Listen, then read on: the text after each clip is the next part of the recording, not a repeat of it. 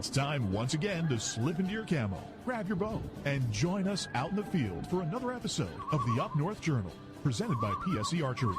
The Up North Journal crew is knocked and ready to rock for another exciting adventure. So let's step outside and hit the trail. Welcome back to another episode of the Up North Journal, everybody. I'm host Mike Adams, sitting in the cabin tonight with Dan DeFaw. Before we get started, we want to help you save some money. That's right, folks. Don't forget to use our promo codes to save that money. And let's start off with buckbaits.com. That's right, the brick and mortar store of Buck Baits down at Sterling Heights, Michigan at 15 and Dodge Park. Go over there. If you're on the website, buckbaits.com, use the promo code UNJ20. That will get you 20% off your order. For those of you who are looking for Easy Cut products, make sure you go to easycutproducts.com. And when you're there, use the UNJ promo code UNJ15 off to save 15% off your order. And let's not forget Lincoln Roan over at packermax.com. It's never too early, never too late to think about the Packer Max. Go on over to packermax.com, use the promo code UNJ25. That'll get you $25 off your order over at Packer Max Outdoors. For those of you looking for some new firearms and firearm products, make sure you go over to the islandarmory.com. While you're there shopping, use the promo code UNJ10 to save 10% off your order there. If you shot that bird of a lifetime and you want it mounted, don't forget Troublesome Creek Taxidermy. We've had them live on the show. We've talked to them. You want to get 10% off your order, go to Facebook, go to troublesome.creek.7, find their website. If you go to our website, UNJ, make sure to click on the button to download the form. You get 10% off over there using the code UNJ10. Looking for that game call, whether it be a squirrel, whether it be goose, duck, deer, make sure you go to JPO Game Calls. Look for them at jpogamecalls.com, and while you're there shopping, use the UNJ10 promo code to save 10% off your order. And Miller Deer Tracking, the man that seems to never sleep during deer season. Get 20% off your next deer tracking using the promo code UNJ20. Look for Miller Deer Tracking on Facebook or give him a call over at 810-240-4891. Looking for the hottest new plastics to take on the water, whether it be hard water or soft water? Make sure you go over to southernindianabaitco.com. While there, use the UNJ promo code UNJ10 to save 10% off your order. Deer Camp Coffee, folks. We drink it every night on the show. You want to try it? You can go to the brick and mortar store at 15 and Dodge Park at Deer Camp itself, or go to deercampcoffee.com. Also use our promo code UNJ10. You get 10% off your order. And don't forget, get a bag of the UNJ medium roast blend there as well. All right, Danny, where's our live view camera look from tonight? Welcome back to another live Wednesday episode. Tonight's a live look in. Going way up to Houghton, Michigan, where we're looking at the lift bridge, where it's a cloudy 61 degrees. Not raining there, but it's raining here, I know for sure. So, but that is a live look, and it looks like it's a bit windy as well. Yeah, that flag there in the bottom corner is whipping pretty good. Yes, it is, but it's got those clouds. Yeah. Could turn to snow at any moment. Don't say that. I'm going to be up near that area in about 10 days. Yes, you will be. Cannot wait. I am looking forward to a week in the Upper Peninsula on the shores of Lake Superior. Right, exactly. But before we start anything, talk about that, we would like to give an Updoor Journal condolences to the Shockey family on the passing of his wife earlier this week. And a big shout out and a big family and prayers to him and theirs over there in Canada. Yeah, and his daughter Eva and her husband as well. So it's... if you've been on Facebook, you're an outdoors junkie like we are, and you're into the outdoor scene, everybody's probably seen this and followed along for the last, I don't know, probably 3-4 weeks. It's kind of been prominent. So yeah, our hearts and prayers go out to the Shockey family. So how's it been? It's been a while. It has been a while. Been doing good. That real work thing is kind of busy. Yeah, it's kind of getting in the way of my style. Right, exactly. It's we took a little time off, kind of got settled, getting ready to get into the fall season. So, but we're back tonight. It is the last week of September. The big October one is quickly approaching for the bow hunters. Yep, Sunday morning. Yep, kicks off bow hunting here in Michigan, but that also puts us just about a month and a few days out from the show that we're going to have and be proud to be part of up there in Escanaba. Now, tonight's the last tonight's the last show of September, and tonight is sponsored by the Daily Press. And tonight we're gonna flip the script on us.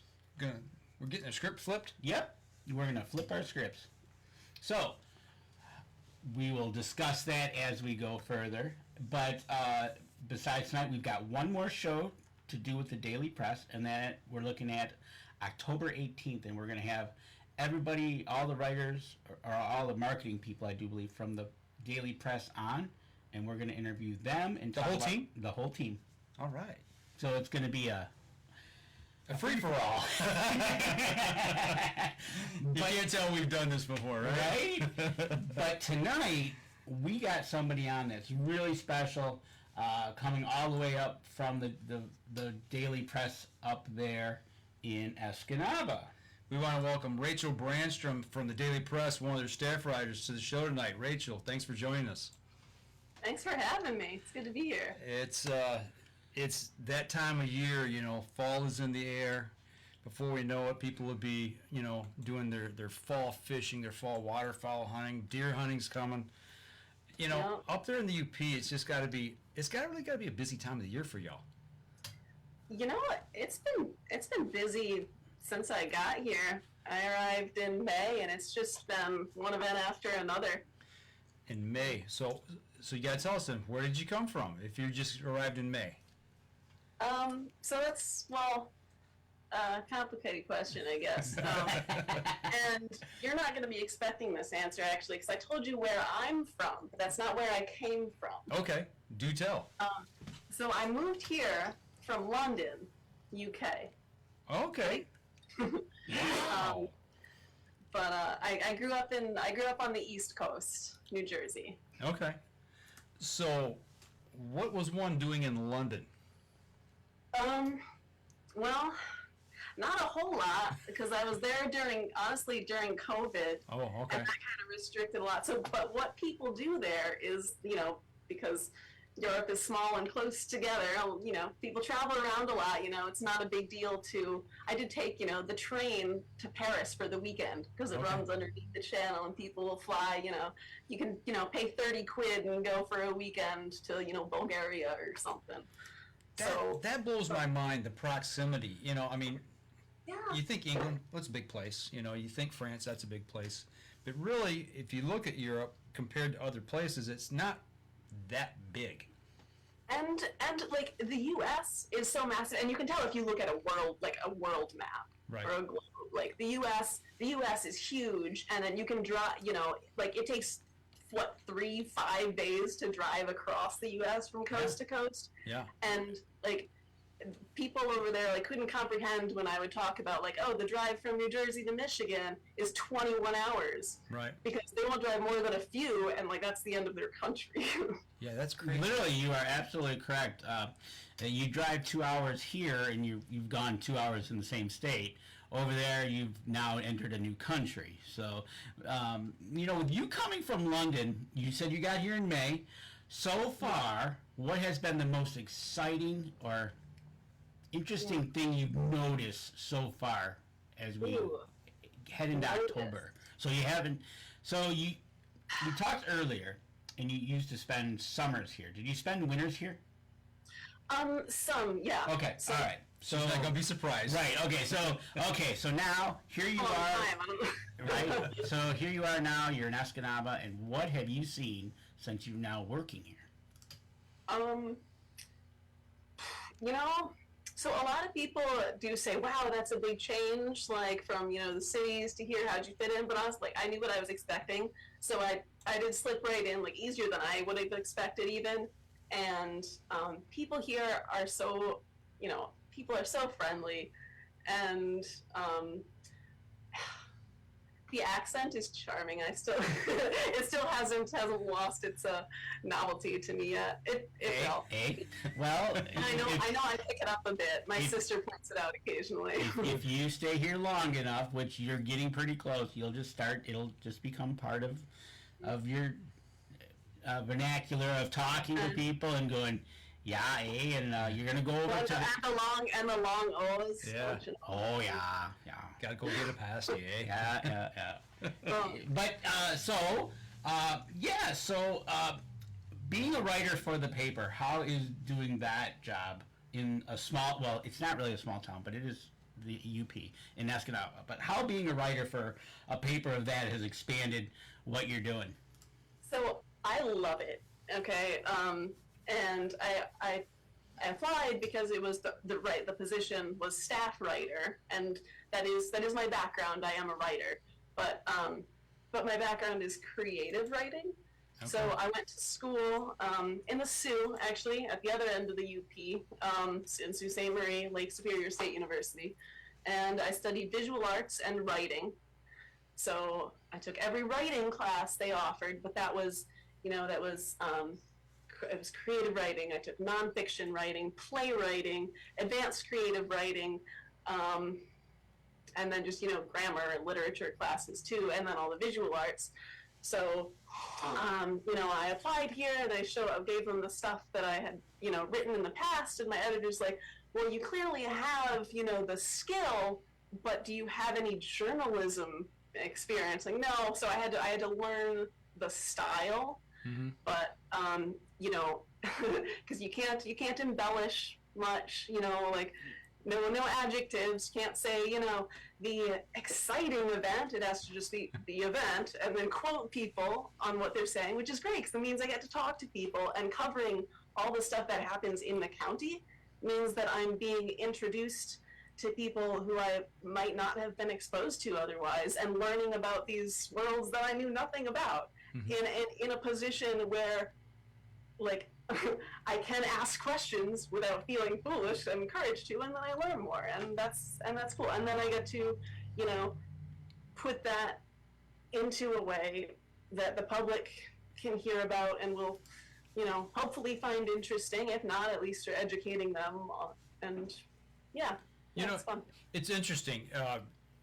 Me working in television and seeing how it's evolved over the last 34 years since I've been in the business. The fact that we're able to take cameras and computers and do what Danny and I do now on the internet, so anybody around the world can see it, is mind-blowing. But to think now, okay, you're coming out of college as a journalist and wanting to go back to a medium that really we don't see a lot of anymore as far as newspaper. I mean, to me, that's fascinating, seeing a small-town newspaper still viable. It's, I don't know if it is ever gonna go. I imagine at one point it will have to finally shift, but at the moment I don't think there's an immediate danger. Although granted, it is usually, I know that it's at least older people mostly who read this paper, but also like a lot of, I'm not sure what the demographics of the community itself are. I think a lot of places in the UP are more of retirement communities because there isn't a lot of, industry up here. There's the paper mill and the businesses in town, but yeah, I don't know. Absolutely, and that's one of the things I've noticed going up to the UP is the demographics of the UP. You're seeing the older class of people and the younger class of people that you can definitely tell a lot of the kids up there will move away and don't come back. Some come back. Some stay in the family business, or they're working for the state, the government, the county, whatever it might be. But tonight you get the chance to interview us because we talked about this. You wanted to do an interview, so we said, hey, we've never done this before, so why don't we have you on to interview us? So that way you have basically almost a video interview of Up North Journal, which we've never done. So, we're about 15 minutes in. Let's give her 30 minutes or so. Yep. And then we'll come back at the end because we've always got a set of questions we like to end the show on, and we'll go from there. So we're just going to hand it off to you now and let you turn the tables on them. For anybody that's listening, and if you have any questions you want... Within reason. Yes. To be asked of the Up North Journal, throw them in the chat. I'll relay them within reason. And then we'll go from there. But we're going to turn this over and let her take the reins of interviewing us. So, Rachel, floor is yours. Okay, so what I usually do when I conduct interviews, and I mentioned to you guys earlier, I don't generally prepare questions. Like to just kind of keep a flow of conversation. But what I do is usually record audio and make notes of what time certain things were said. Okay. I don't have my own recording going at the moment, so I think I might look at the video, see what time it is to refer to later. There you go. 7:46. Live streaming on. Is it gonna say the? Time code wise, I'm not sure exactly how it's going to play out, but it should. My clock right now is 15:45. Okay. Does it say that on my end somewhere? I think when you play it, the actual time when you So I'm not okay. I'm just gonna go. The time that it actually is then. Yep. 7:46. I will know is yeah. Yeah, so when you play it back and you just look at the bar at the bottom, it'll tell you how far you're into the show. Okay. So, Up North Journal, Mike and Danny. Can I get your full first and last names, please? Mike, would that be Michael, Michael? Yes, ma'am. Sure is. And surname. Could you spell that for me, please? ADAMS. Michael Adams, great. And Danny, would you be a Daniel? no. Yeah. Jennifer? She's done. Danny? Cut. I'm out. And I'm a Danny. D-A-N-N-Y. All right. And last name is D-E-F-A-U-W, pronounced Defaw. And that's a capital F, right? Correct. His nickname's Red. Are you a ginger? He was right now. I see a little bit, I think, there. A little bit. Upper half of That's the him beard. blushing right now. Yeah, right? Okay, so Up North Journal. Before I get into how you started it, Oh wow! How do we get it started? right? What did it start as? 'Cause I imagine it's developed. Yeah, it started in 2007. My oldest boy was 12 at the time, and podcasting was in its infancy. It was right around the beginning of 2004. First episode was April 25th of 2004. I'm sorry, 2007. April 25th, 2007 was our first episode. But he come to me early 2007 and said, "Dad, you ever heard of a podcast?" And I'm like, "A what?" I guess the term was coined in 2004. So it was really, in its infancy at the time. And he actually, speaking of the UP, he heard a show, an outdoor hunting show that was up in the Upper Peninsula. And Really? Yeah, and it was one guy, and I don't even remember the name of the show, but he was good, and it was just him talking. Never interviewed anybody really. And he said, "Do you think we could do that?" And I said, yeah, because we were into hunting and fishing the outdoors. And I said, "Yeah, that'd be kind of cool." Well, I've got a background in television. I started asking people around, "Hey, how does this work? What would I need to do to get something like this going?" And we cut a pilot episode, and I passed it around to some people to listen to, and they said, "Yeah, you got something here." So, my son Michael, or we called him Mikey, and him and I started.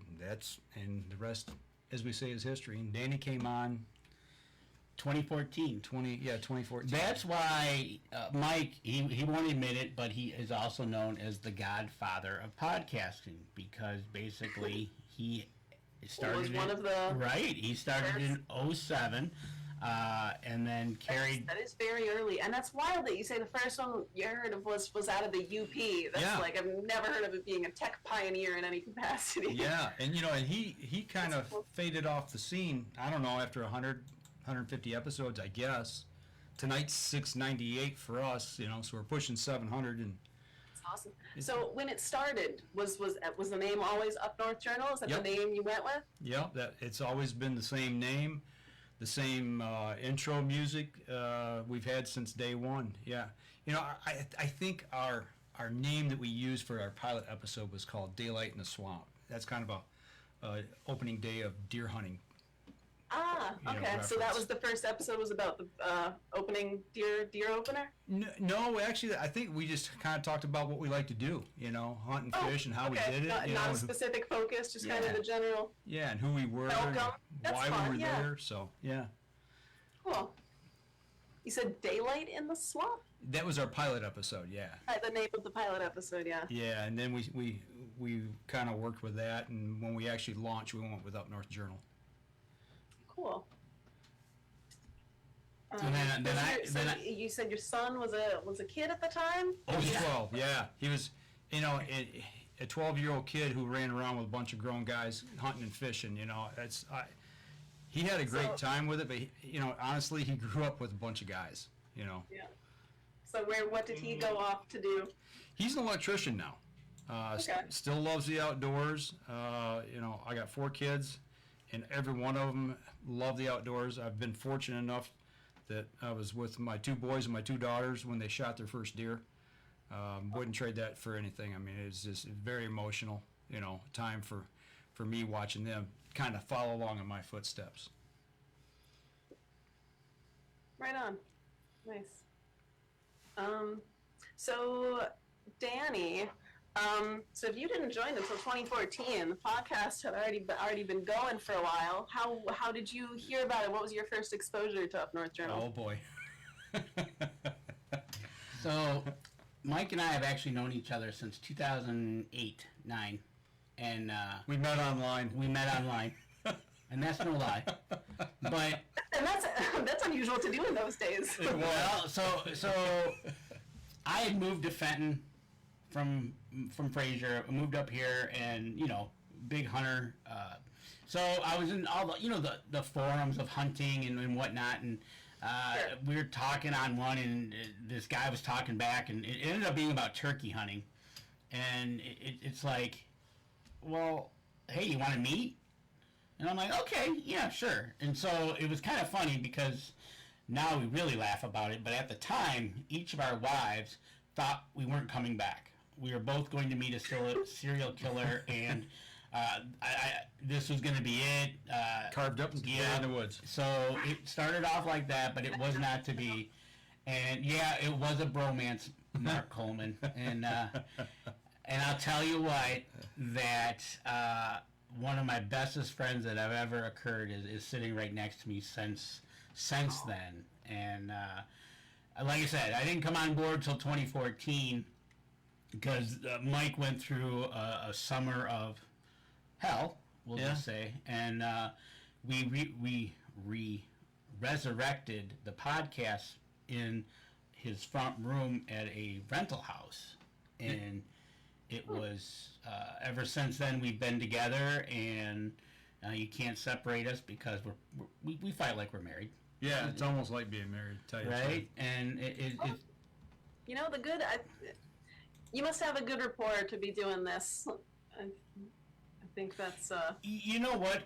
Coming from me, you got to, because I know Mike's tried with a few other co-hosts, and it just wasn't there.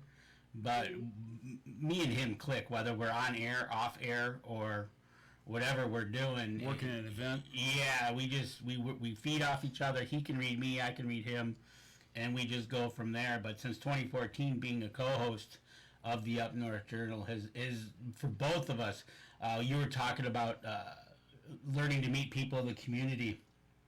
We've definitely done the same thing since, and even before that. They actually interviewed me for show 108 because he was going to take me on my first turkey hunt, and he helped me get my first turkey. You been around that long? Well, that's the interview was 108, I do believe, that you interviewed me before we went on the turkey hunt. for your first turkey hunt. My very first turkey hunt, and he was going to take me. Yep. And where'd you go for that? And we went over to the local state park, and it was a 2-day event, and the first day was A bust. But the second day worked out so perfect. It was amazing.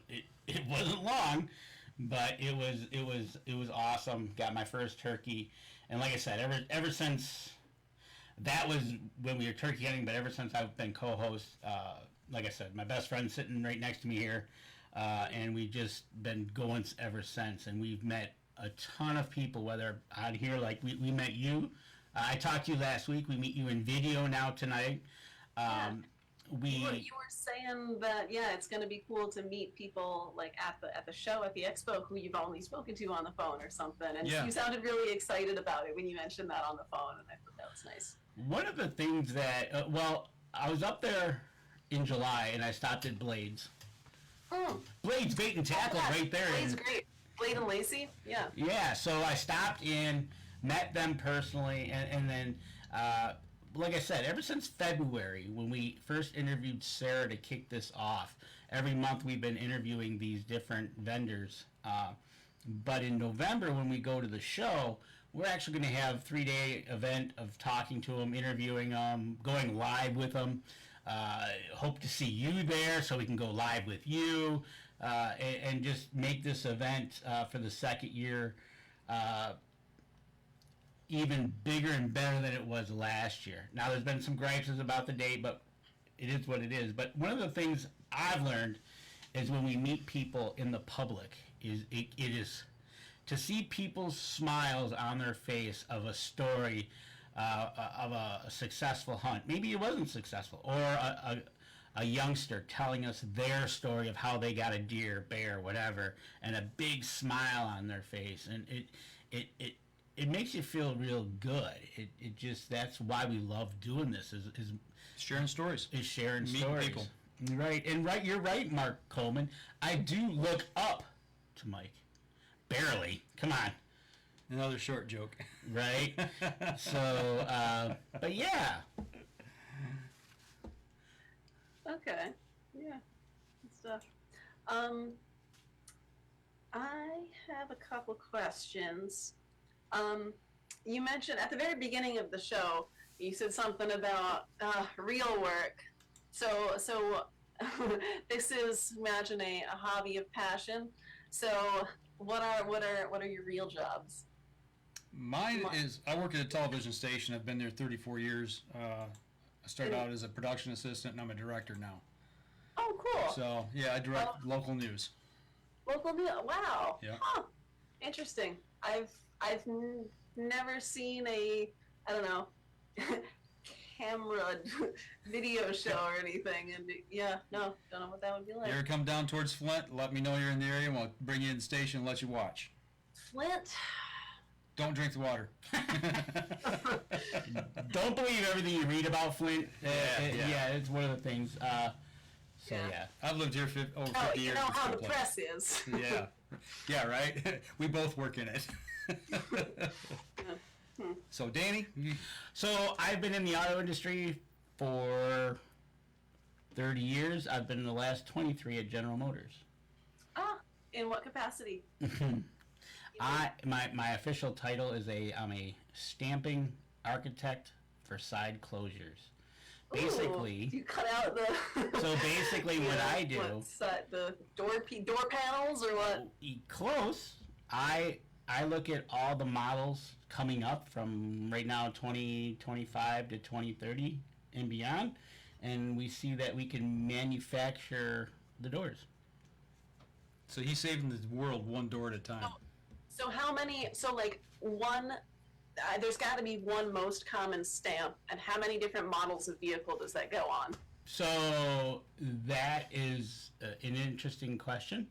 They're all different. There is not the same stamp. Really? Yep.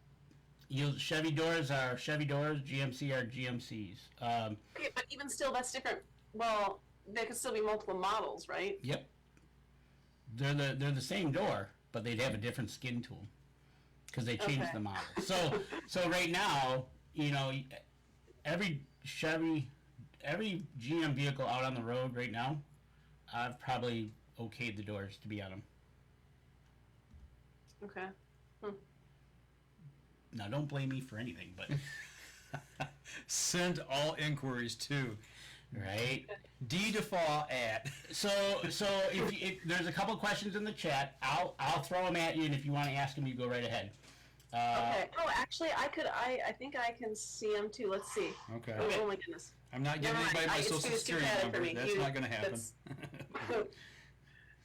That was from Tammy. Right?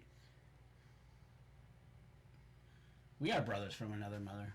Yeah, pretty so you can much. choose to read things. I was looking at the screen, and it was just too much stimuli for me. So There you you can go. tell me what's happening. All right, so one of the questions is, what was one of your favorite interviews most memorable? And the the third question to that is a favorite place you did an interview. Ooh, okay. So I have a unique one that was less of an interview and more of just going out to see what it is, and that was at a logging site, because so the press also produces a magazine, Great Lakes Logging, and so that is everything to do with the timber industry. And there's a logging expo that happens up here every other year, and it's a huge event. It's the biggest of its kind in the Midwest, right? And so we distribute our publication there, and so I went and to do an interview for Lime Great Lake Timberlands. And Lime is a timber company that owns several different they own timber thousands leases? of parcels of Yeah. land, but each of them is in a different area. So there's one on there's a few, I think, on the East Coast. It originally started, I don't want to say where because I'm not sure I know which state. But then Lime Great Lakes Timberlands is all the UP Western Wisconsin area. Mm-hmm. And so it's land that they own. And we were going to cover them for a business profile, which we did. It's an article series, I guess you'd say, that runs every Monday in the paper. So we interview a different local business every week, and the readers really like it. It's a small thing that, it's just community oriented, right? But this one actually was a bigger business, but it was really interesting to learn about. So I said it was more the place than the interview itself, because when I went to do the interview, it was just in their office in Gladstone. Okay. Speaking to the guy who runs this branch. They get into I went out with a logger, one of the foresters, and he's I was like, is there any way I could see a live log site? Because they got a lumber yard there, and it's there's trucks coming out of the loading up logs that they're taking out and stuff, and it was neat to see those and see the numbers written on the side and the weigh station, but then actually to go to a live logging site to see those equipment, and it's deep in the woods, right? So I had to ride in the forester's truck because my car couldn't have made that. So deep into the woods outside Watson, which is I do have a map behind me. I don't know if it's even on here because I think it's out not sure it's out of Delta County, but it's up northwest of here a ways. And so yeah, seeing the big heavy equipment, the foresters are the people, right? And I got to ride in the harvester with this guy who's cutting down these huge trees, and the machine, they're so high tech too. It'll tell you, I think it measures the diameter of the tree when it grabs it, and then you can either program in the length you want the logs cut to, or it can suggest one if you tell it what species it is. Wow. And that's one of the things that you're learning about and seeing with all the new technology, even going as far as into the forestry, what they go through. And one of our listeners is very jealous of you that you got to interview a real live lumberjack, and she says life isn't fair. Well, if you come to the logging expo, it's full of lumberjacks. There you go. And they'll let you operate the machinery yourself too, and probably get up close and personal with those lumberjacks. Right? There you go. So what other questions you got for us here at Up North Journal? So let's see. I jotted down just a couple things I was thinking of as you guys were talking. You said you came up from Fraser. Yep. I came up. It's a town 14 miles north of Detroit, a suburb. It just got too. It was basically coming all cement. It was like, all right, I'm out. So I had to go north, but I couldn't go too far north because I still had to do a job. We don't have jobs up north. Unless you're a lumberjack. Right? Yeah, mostly woods here. So where are you now? I'm in Fenton now. I am 10 miles south of Flint. And I'm 10 miles north of Flint and Clio. Okay, and where are you? Where's the studio at? Yes. This is what we call the cabin, the Up North Journal cabin. It's actually in my house. In Clio. Okay. Yeah, I built a studio here in the house to be able to broadcast from. Cool. All right. But the nickname is the cabin. That's the set. So how far are you from the bridge? 3.5, three hours. 3.5 hours. Yeah. We could be at Mackinac. Okay. So Yeah. what's the closest city? Because I'm sorry, I'm not super familiar with Michigan closest- outside the UP. So Flint's way like down south. Yeah. You guys. Yeah. We're right down here. Yep. All right.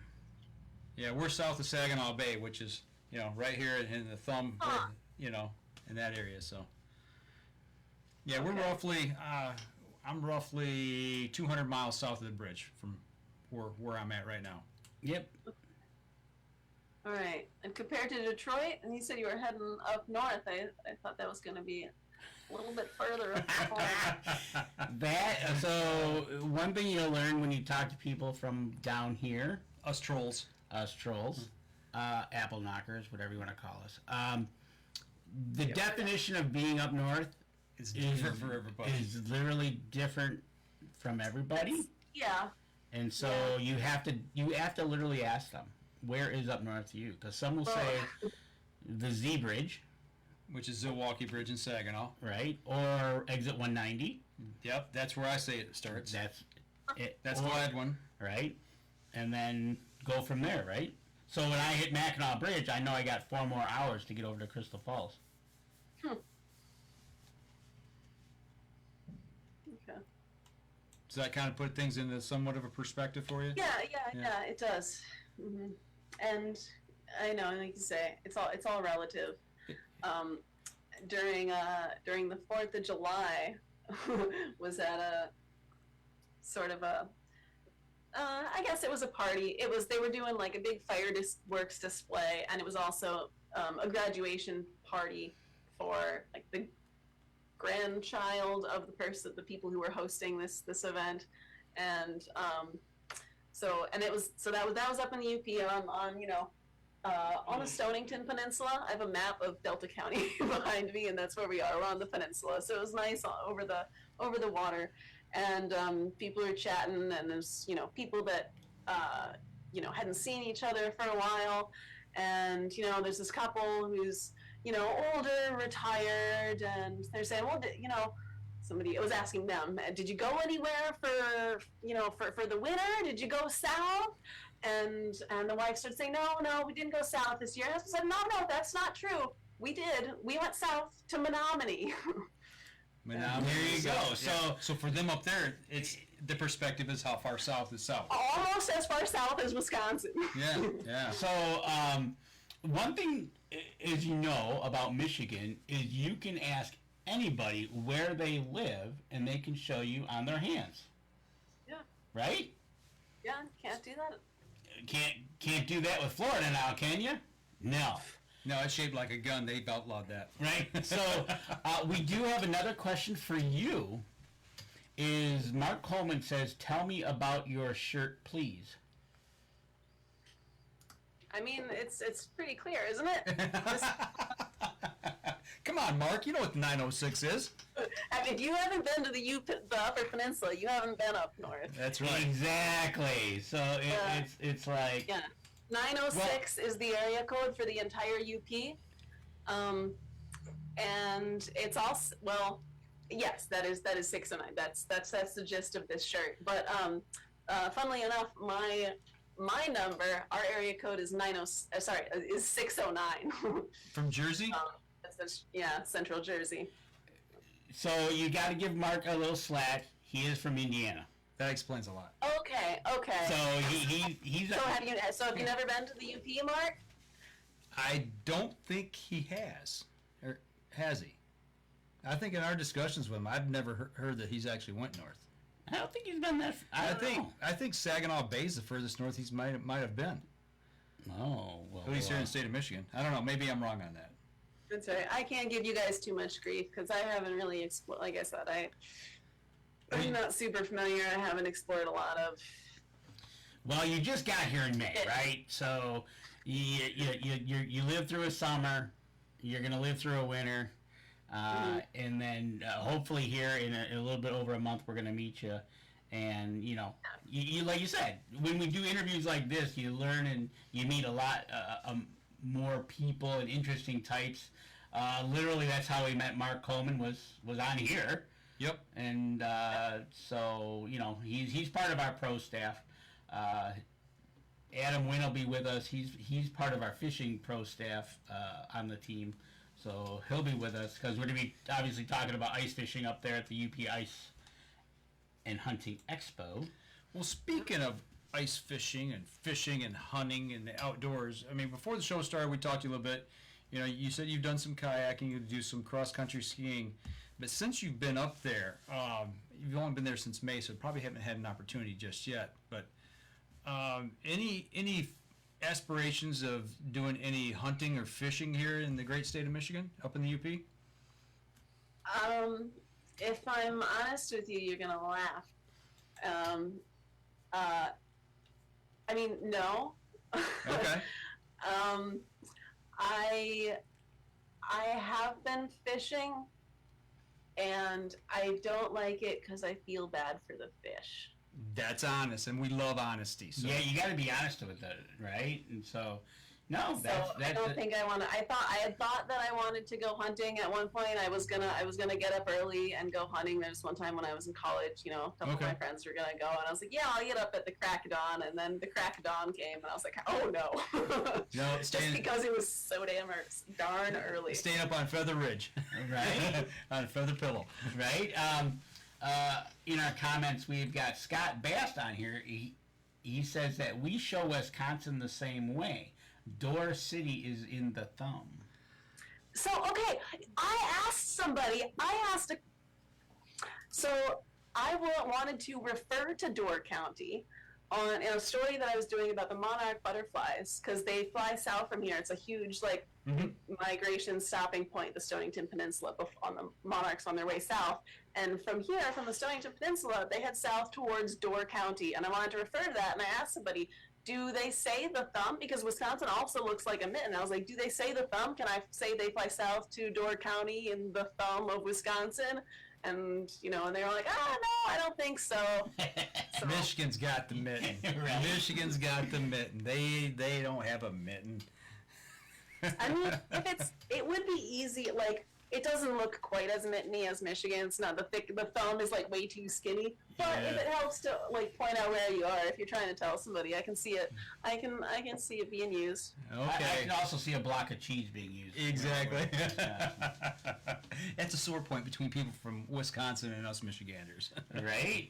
But yeah, so when being realistic of your expectations of when you went fishing and the expectations of going hunting, if you've never done it or tried it, you gotta at least try it once, just to. I feel like I should try ice fishing because it's a whole thing. It is. It's a whole different world. Well, you got a whole bunch of people in that area that'll be glad to take you out on that bay. I know, oh man, and they're all over the bay when it freezes over. You got. And we're on the water, so and the top of the bay too, the head of the bay where it gets the good ice. It'll be littered with shanties, and as soon as they can, somebody usually goes in the drink. I don't know if it's every year, but it's too early or too late in the season. They fall in. They have the really high tech. If you talk to Blades, they got the fancy trailers that have the heat and everything. Yep. In addition to, and theirs are actually cool because they have. If the ice were to break, they have some, maybe not all of them, but at least some have a kind of flotation thing so that it wouldn't sink.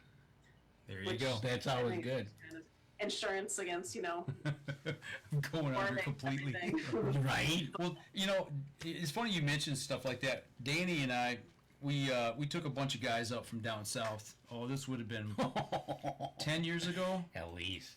I mean, from Kentucky, from Tennessee, So, okay, I was gonna ask, Alabama. you said south. Is that Yeah. like Ohio? No, like Oh, real south. Like I'm originally from Alabama, but so All right. Oh, wow. we brought these people up north in the middle of the winter to Houghton Lake to do some ice fishing. They wanted to experience it, and they had pressure cracks on the ice, and those boys would not step across that pressure crack because they were afraid they was going to fall in. And they didn't understand we're standing on 22 inches of ice, and we slept out in those shanties. We overnight.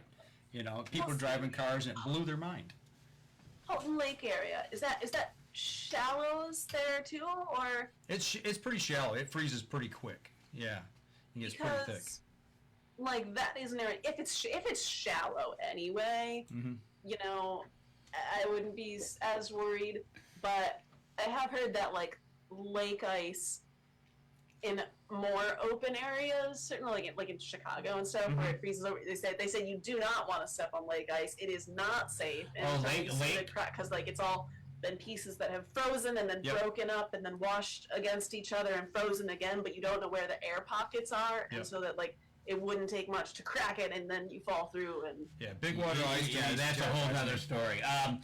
Sarah Greenland says Nathan and I will take her. There you go. So Sarah says she's taking you. So plan on going. Right? So we got it. We got to hear that story.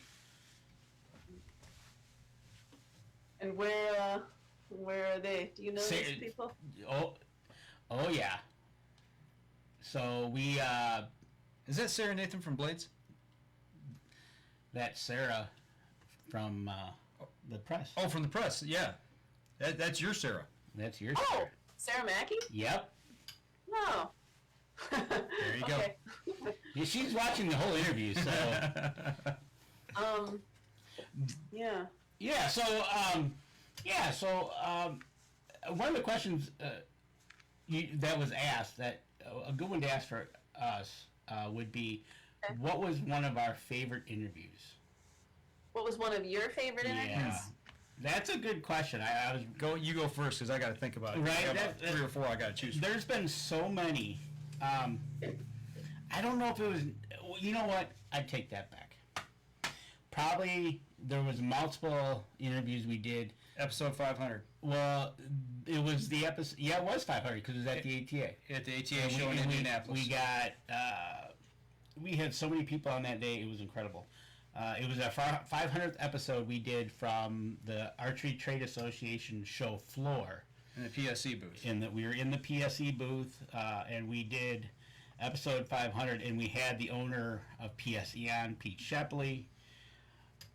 Denny Steiner was on. Pedro de Amporo from Pedro, Spain. He's yeah. a shooter, a hunter from Spain, big extreme hunter, hunts in the Himalayas. Yeah, so it was actually a day of interviews. Yeah. It was actually a show of interviews that we did, a string of them, and Tim Andrews from Rush Outdoors was there. Pigman was there. I think we did his interview. No, that one Was that the year after? That was 2 or 3 years after. Okay, so the 500 show from the floor of the ATA was probably pretty cool. Yeah, that one comes to mind. But I think there was a guy that I followed for years, a filmmaker, Donnie Vincent. He does some of the best cinematography in the outdoor industry I've ever seen in my life. It's so good the way he does things. It will actually it'll make you emotional. It brings tears to your eyes at times. And I got a chance to meet him one year at the show, and about 3 years later, he signed a contract. Or no, I don't even know if it was a contract. He was shooting for PSE, one of our sponsors at the time, and he was in the booth. And we asked him if he could do an interview with us. And we started, he said, yeah, he'll come back and do it. And we sat down for an hour with him. And to me, that's probably one of the most memorable ones. Because it wasn't even about hunting so much as it was about taking care of your body, being physically fit, how to be able to do what we call extreme hunting. You know, mountain climbing, getting up into the high country, you know, shooting exotic animals, whether it be the Himalayas or out in the Colorado Rockies or in Alaska. And it was just talking about how you take care of your body, to be physically fit, to be able to live life. Yep. pretty much. And literally, when I secured that interview that he was going to be sitting down with Mike, it was like Mike was in a candy store. He was all giddy, Yeah. and it was like that was a good one. That when you get to that point where you interview somebody you've always looked up to, and you finally get to sit down with them and interview with them, it hits you. Yeah. I don't know how the way to put it, but it's just a couple other interviews we've done professional fishermen that were live out on the lake pre-fishing doing an interview. All we saw basically, because he wouldn't give away his spots, right? So he had his phone pointed up towards him in the sky. So and that's about all we knew, but we knew where he was out on the lake. But we couldn't tell where he was. But at. not exactly, and he was Yeah, pre-fishing. And it was so much fun to talk to Brandon Palaniuk that way, and that was really cool. Yeah, there's just been, I don't know, I mean, dozens and dozens of interviews Right, done like that. Guys from Africa, Yep. at a hunting camp in Africa. Going back to the Donnie Vincent interview, I mean, you had mentioned about, the hunting and fishing side of things, might not be your cup of tea. He did about a 7 or 12 minute short film, and it's called Who We Are. If you ever go to YouTube and type in Donnie Vincent, Who We Are, it really explains well why hunters and fishermen do what they do. And it's not the blood sport that everybody thinks it is. He puts it in very simplistic terms to where even people that may have views towards PETA can understand why people do what they do. It's very well done, very well done. So. Cool. Is Donnie Vincent is the same guy you said he was had some of the best cinematography in the outdoors? Yep, it's incredible. The cinematography in that video alone, to me, that's why I started following him, and it was just simply incredible. Cool. Yeah, I can do that. Any other questions for us? Yeah. Because we're going to turn the table on you here in just a second. Yep. We're almost to the cutoff time. Then it's going to be our turn. We're open-ended. If you got some questions you want to answer, we'll be glad to answer them. So you fire away. License plate behind Mike's head, Michigan archery. Yep. Is that was that an actual plate that is retired? That is a plate duplicate that's on my Jeep right now. That is my plate. I have that exact plate on my Jeep. That is a commemorative plate. In the funding from that, you can see the elk on it. It goes to fund the restoration of the elks here in state of Michigan. It's a conservation license plate. That's what it is. It goes back into conservation for the state of Michigan. So, yeah. You know something that I have learned being here is how much conservation goes on and how many different groups and organizations are committed to that. And Absolutely. And it seemed weird at first to see that a lot of them are the same ones that are involved in hunting and fishing, but it's like they're killing these animals, but they're also like educating around it and replenishing these species and doing things to kind of maintain a balance, and also getting the youth into the proper way to do these things, and that getting them involved with those activities might keep them away from other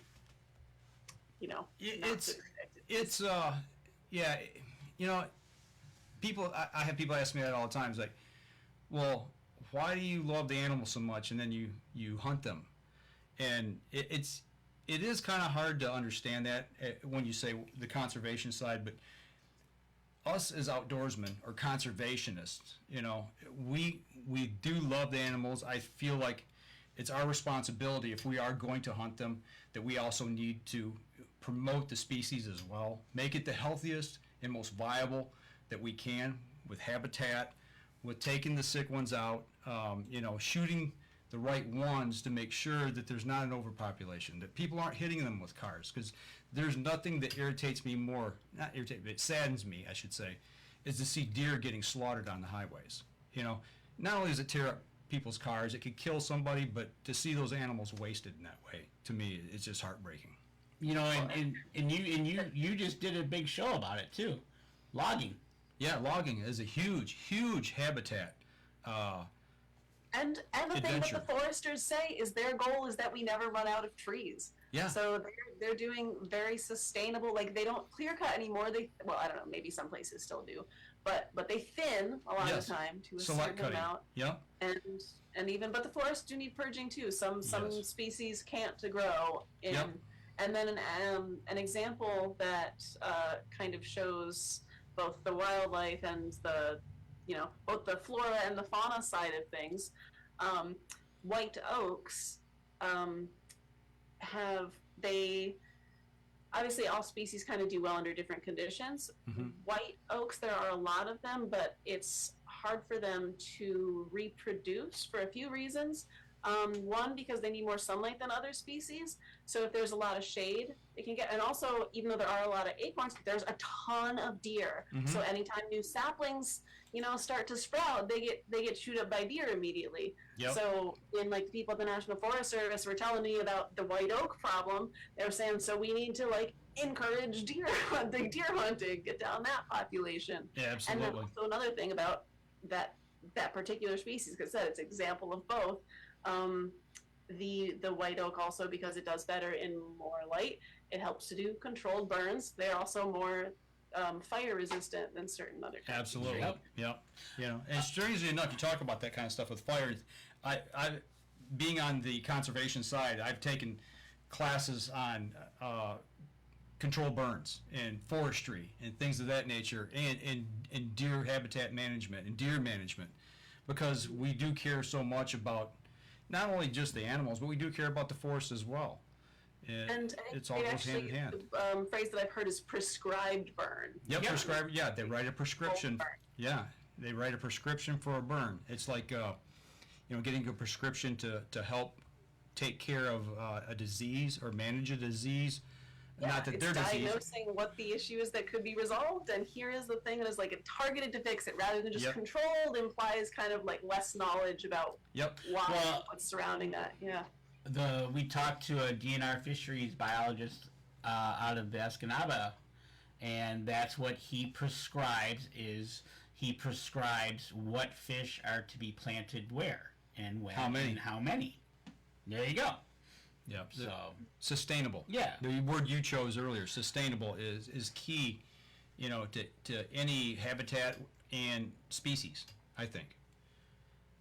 And I think hunting is part of the prescription that we need to help control both. one of the questions coming out of the chat is to be asked of us is, of all the things we do we have a favorite? Oh, wow. Right now, yeah, I mean, it's changed for me.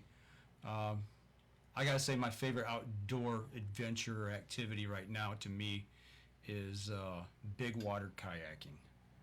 I used to say it was deer hunting, but several factors have went into that lately that have totally changed my mind. We'll get into that to another show. Right. So, but extreme water, or big water kayaking to me is something that I have grown to love, and it's almost not an addiction, but it's something I want to do more of. So when we say big water, do you mean just larger open water, the larger bodies of Great Lakes, larger lakes, Yeah. or also the conditions, a little more rapid, turbulent, wavy? I'm getting more comfortable in choppy water conditions on the Great Lakes. Recently, I was in Holland, Michigan, for a weekend, and my girlfriend and I we got out on Lake Michigan, and the water, it was pretty choppy. It wasn't white caps, but it was pretty choppy, and I really felt calm and at home in that environment. And several years ago, she kayaked across the Straits of Mackinac at the Mackinac Bridge.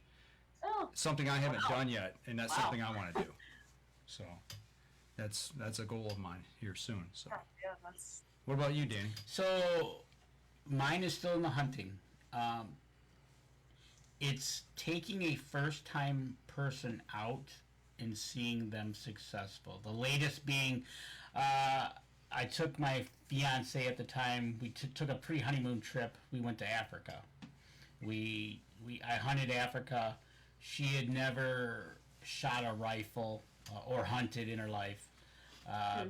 And in 5 days, the professional hunter Harm and I taught her how to shoot from a bench, a truck, and sticks. And in the 5th day, she took an Impala. And seeing that successful is just, that was incredible for me. Like Mike said earlier, with our kids, we've seen them successful for the first time. But taking somebody out and watching them be successful, Denise, she was bound and determined she was going to shoot an Impala, and she did it. And so something like that for me in the outdoor industry. Like I said earlier, listening to some of these kids or anybody's story and watching their smile on their face. So still in the outdoors, hunting, a first timer is always a good one. Whether even if they're catching their first fish, you know. So yeah. What about you? What's the big thing in the outdoors for you? Because you told us you kayak and snowshoe. You know, the kayaking is fun, and I've appreciated it more recently. I had sort of like a weird injury where I can't regarding my legs, so I can't hike and run and walk the way I used to. And kayaking is just paddling, and right. so makes me feel strong because I can use my arms and not get tired. And so I went out recently when the water was choppy, and it was exhilarating and amazing.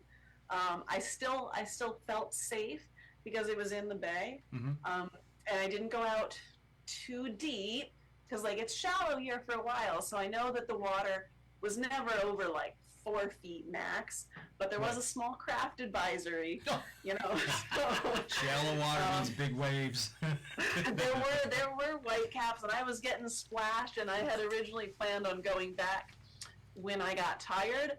Instead, I went back when the boat started filling with water. So you didn't have a spray skirt. I ended up putting on my life jacket partway through it just in case, and but it was a lot of fun. Yeah, the water's exhilarating. It I don't know. It's almost like a God moment at times out there. It can be, absolutely. So okay. So another question is, obviously you heard that my nickname is Red, and Mike has his nickname. You don't have a nickname. No, I'm just Mike. I know, right? Yeah. So do you have a nickname around the office? So it's a thing up here. We've learned, and they've got one of my coworkers, or other writer, is also not from the area, and she's pointed out that every Yooper man has a nickname, and they're weird. They're fun, but it's all it'll be a syllable and then a double letter and then a Y, Buzzy or Gooby or. So, but do you have one? No. Okay. Not yet. By the end of the show in November, you probably will. There you go. I was Ray in school at one point, but that's it's based off of my name. It's not a. Okay, so that was one of the questions, and Mark Coleman loves your energy. Cool, thanks, Mark. So, any other questions you got for us? Yeah. What's on your hats? Mine is Sunrise Archery. That's our local archery shop that takes care of us, takes care of our gear for us. We support them; they support us. So it's Nice. very good place to do archery business, and we recommend anybody that's looking for archery gear, needs their gear worked on, to go down there in Fenton and check them out. And mine is Blades Bait and Tackle. I thought it's real fuzzy from here, but I thought it looked like the outline of the Great Lakes there. Yep, sure is. Yep, the larger text, the bigger letters on the bottom. You know, and we even got these fancy shirts here too. So oh man, Daily Press. There you go. Awesome. Thanks, guys. So we're supporting y'all as well. Yep, that's because of our relationship we've had since February. That's what's gotten to us with one more show to go. before the big show. Yeah. So my other question.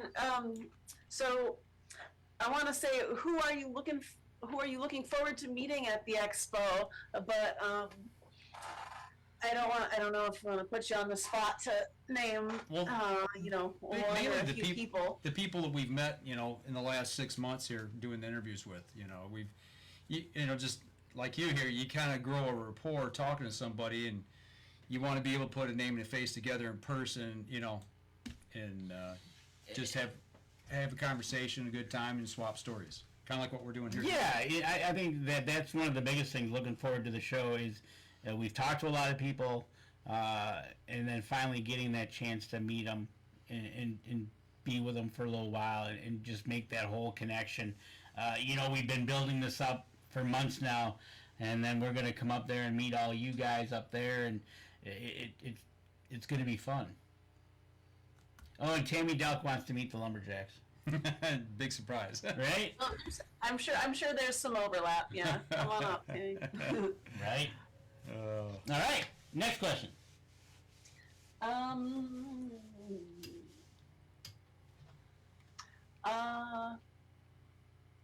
Deer Camp. Is that? Deer Camp Coffee, one of our proud sponsors. Huh. They have best coffee around. Go ahead. Give them the shout. Absolutely, Deer Camp Coffee, which has two brick and mortar stores now, one in Sterling Heights and one in Mayo, Michigan. And they're out at several different locations now, but if you get a chance, stop in and have some Deer Camp Coffee because it's really good. And we have our own Up North Journal brew. Oh, fun. Yes, and now it has happened. It didn't even take us to the show, but you have a nickname. You are going to be Tigger. You. That's what Mark says. You've got the energy of Tigger. Tigger the tiger. She can't sit still. I don't have a tail. Yep. So, and Tammy says that's perfect for her. Yeah. See, you didn't give us one, so you're gonna get one. So, Deer Camp. That's also because that's also a beer that the Escanaba. It's a subsidiary of Bell's.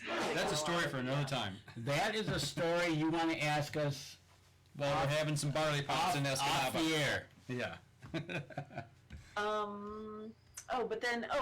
The coffee place making your special roast is cool. Does it have a certain name? Is it just It's Up North Journal Blend. Up North Journal Blend. It's a medium roast. Yeah. okay? And they roast their own coffee beans, grind it, package it. Their stores have Michigan-made products in them. Yep. That's their big thing is selling Michigan-made and promoting Michigan-made products. A lot of the places up here are the same way, and there's a coffee roaster down the street from me, just on the other block here. I'm like less than a full block away, I think, and it's called Up North Roast. There you go. See. And they do also a roast. We got some Daily Press stuff There you go. back here, and I think it is a flavor they already make. The Highlanders Grog, they call it. It's a flavored butter rum flavor, I want to say. Well, coffee. The picture, it's got like a deer wearing glasses. Coffee transcends so many different cultures and areas and activities. Especially here in Michigan. The winter, the summer. Up north, on the water, at camp, at the cabin, whatever. It seems like everybody drinks coffee, and we feel it's part of the outdoors and part of the outdoor experience, and that's why, we've partnered with them. It's a natural fit for us. Dig that. I can picture one of those tin mugs. Yeah. Or like the what do they call the Turkish coffee thing, where it's just the metal cup the with the little metal angle on cup. a stick. You cook it over the fire, and you got all the grounds at the bottom. Yeah. Do you drink coffee? What's that? Do you drink coffee? Oh yeah, big time. Okay. We'll make sure to get you some Up North Journal blend. Word.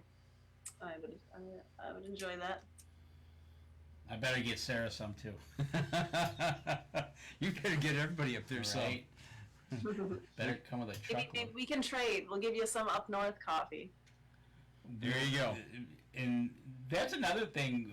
Good. That's another thing that happens at these shows, right? You take all these vendors and you put them under one roof, and you get to meet all the different people, see their different things, and a public show like this is great to meet people.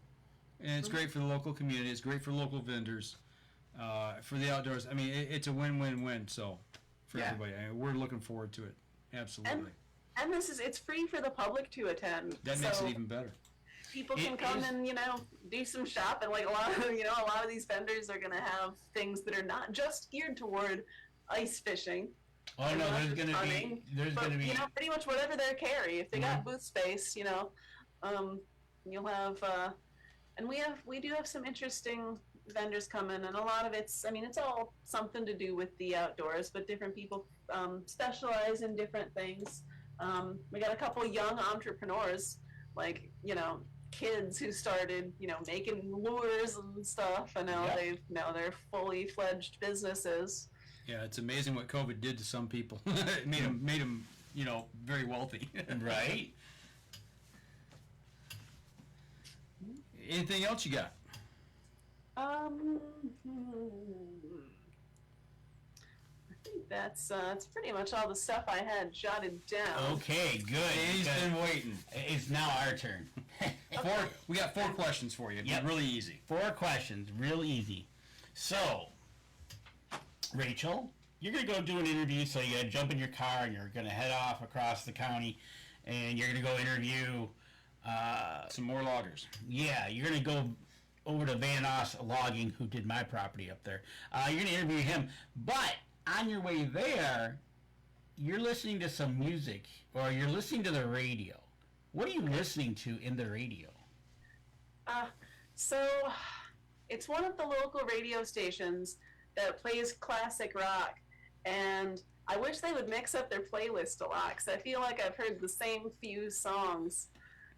What station? Like Bohemian Rhapsody is a great song once in a while. I love Queen, but you know what else they do? A lot of other good songs. Right, exactly. What station is that? Oh my gosh. So once I came across them, I pre-programmed them in the radio. 99.1? I want to say there's like 92.7 maybe. Okay, 99.5. There's a few that I flip between. Okay, because 99.1 is the classic rock station I listen to over in Crystal Falls. WKIB. WIKB? KIB? Okay, so classic rock. What's your favorite artist? I don't like to pick favorites. But if you had to go buy an album right now, what would you buy? Classic rock. I like the Who, the Stones. All right. The Stones are coming out with another album. I think they already did. Hackney Diamonds. It was released. Yep. And they're now talking about the Stones are okay with doing concerts via hologram. Really? Hologram concerts. They say that's going to be the thing that's going to come around next. Oh boy. You know what the name of their new album means? You know what Hackney Diamonds are? What? No. So Hackney is an area of North London. Okay. With some crime, and Hackney Diamonds are broken glass. Oh, nice. Windows shatter. All right. So you are rocking out to the Rolling Stones as you travel across the county. What is your go-to snack to have in the car with you? In the car, sometimes I'll throw a banana or an apple in there. Keeping it simple, keeping it good. Yeah, the hardest part is I'm finding somewhere to throw the core or the peel afterwards. I don't generally think and have enough preparation of like a garbage bag. I have to dig for an apple. Animals will eat it. Yep. Animals will eat it. throw it out the window and let the animals have Yeah, a feast. sometimes. Yeah. But I'm also sometimes afraid that if there's a car near me, if they see something if they see me throw something out the window, they'll think I'm littering, and then I have the cops come up on me, and then I'm late for my interview. Right? So you're driving along. So you're listening to Stones. You got your favorite apple. So Gala.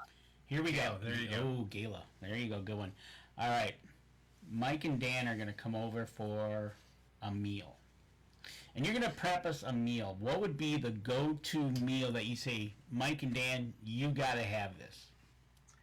Am I allowed to ask you what type of food you like? Fine if I say, hey, do you guys like spice? Do you have any allergies? You put it on the plate in front of us, and we're We'll probably eat going to it. eat it.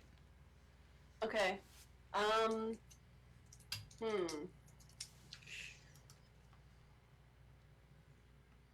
Might do a fajita.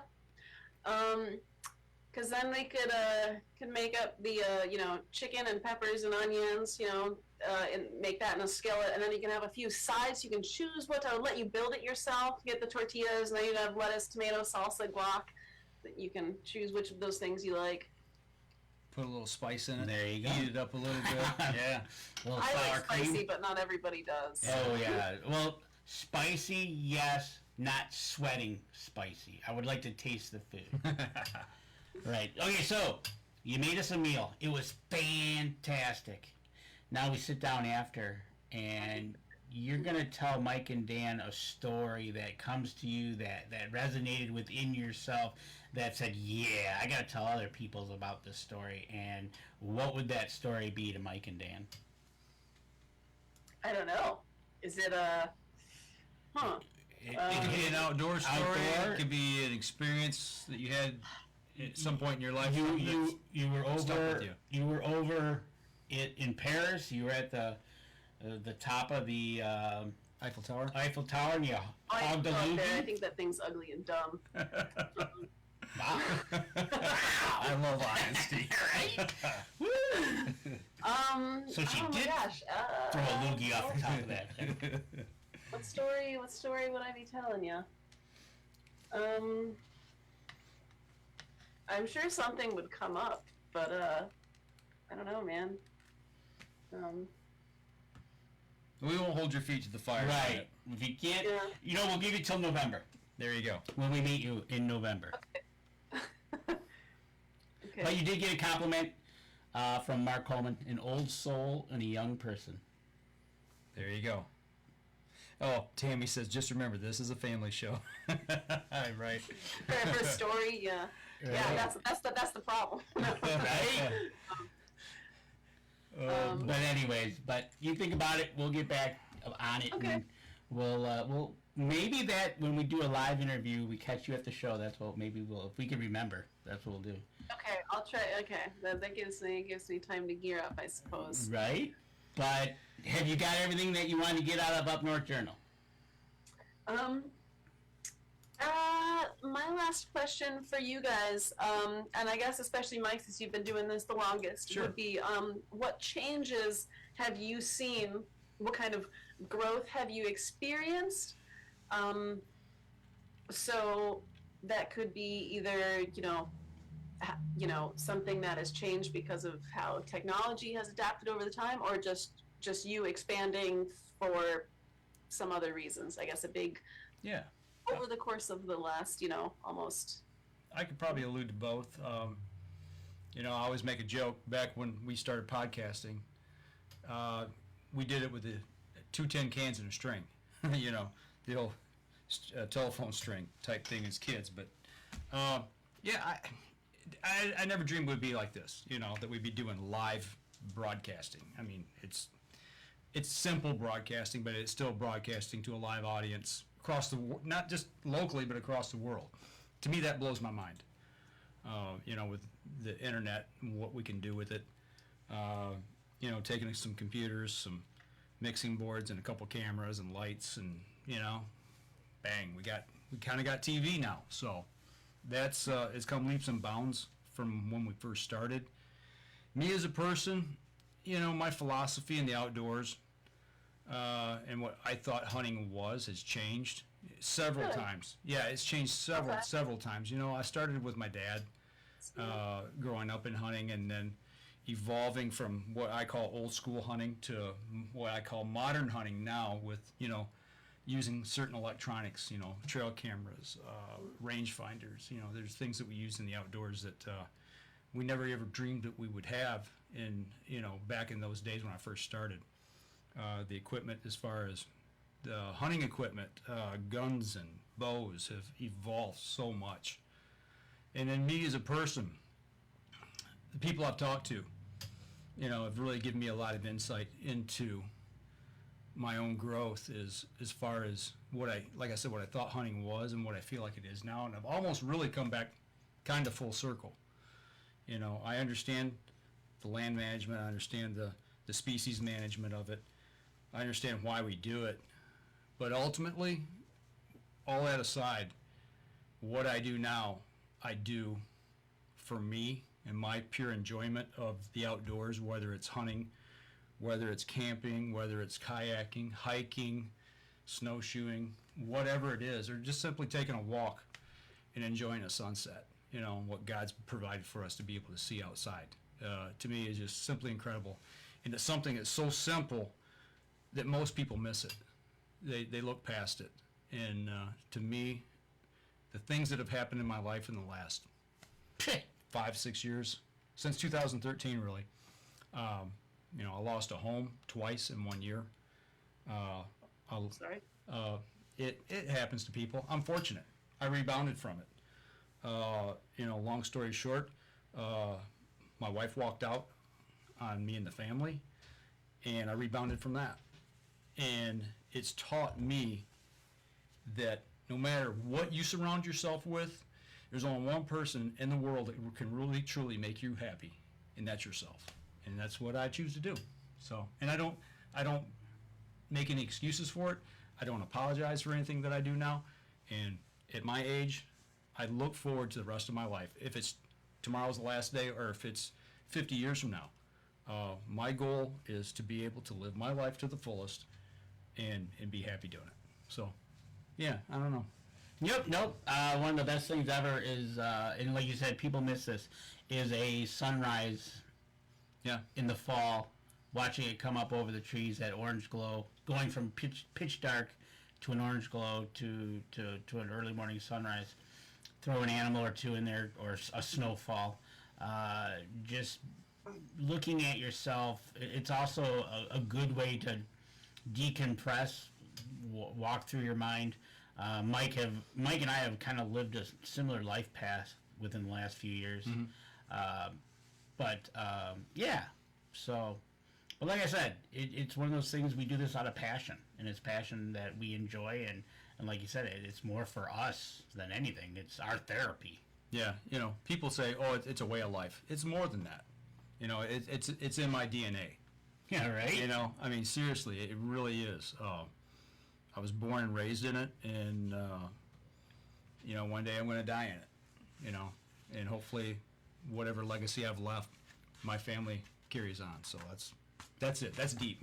There you go. A little deep for me. There you go. If we can make it, I suppose, lead into slightly brighter send off. On the sunrise note, what's the best setting to watch a sunrise? That is okay. So, sunrise, sunset in Africa. Yeah, that's really cool. That Denise and I experienced that in May, but also a sunrise with a fresh coat of snow in November coming up through the trees is pretty cool, and you get the frost or snow on the trees, and it's equally as remarkable. It is. It's all, or throw in there the howling of wolves. Yeah. Mm. For me, it's on the Gulf shores of Alabama, because you can see both. I can see a sunrise and a sunset. Right. And they're both incredible on the ocean. You know. Yeah, we didn't get into what brought you up north from Alabama. But my mom and my dad. He wasn't old enough to make a decision. I was a year old, and I've been here ever since. You still go down there? I do go down there. My family still has property down there. My dad's down there. My mom's up here. But yeah, my dad's side of the family is all right there in the local community where I was born. And he moved back after he retired. And yeah, I go back. I try to go back at least once a year. But we're from North Alabama, and my girlfriend and I now, we take a week's vacation to Gulf Shores. That's where we like to be, is on the beach. Nice. So that's it in a nutshell. That's it. Up North Journal in All an right. hour and a half. Yeah. All right. Thanks, guys. You're all set? Yeah, I don't think I've got anything else. All I'll right. tell you what, hang on. After we get done wrapping up the show here, we'll chat with you real quick, so don't hang up with us. So if everybody's listening out on the podcast, if you're listening on iTunes, make sure you go over to iTunes, give us a review over there. That helps people who in turn support us as well. If you're listening or watching here on Facebook or any of our other social media, give us a like, follow, share. Make sure you go over to the Daily Press, follow along with what they're doing. Give them a subscribe over there. Smash their like button on Facebook as well. So And don't forget, November 3, 4, and 5, Yep. we'll be up at the UP Ice Fishing and Hunting Expo. You can meet the man, the myth, the legend they call Adam Wynn, and Mike and Dan will be there too. So we'll be there. Come on up. If you're in the area, stop on by. If not, next week, we hope to have one of our premier sponsors on. I just got to get confirmation tomorrow. if not, we don't know where we're going to be. We'll find somebody. We'll do something, because going 3 weeks without an interview, it's not good. Right, exactly. So, with that being said, get on there, do what you got to do, help us out. That's right. That'll do it for us this week, folks. We see y'all again hopefully next week. Y'all take care.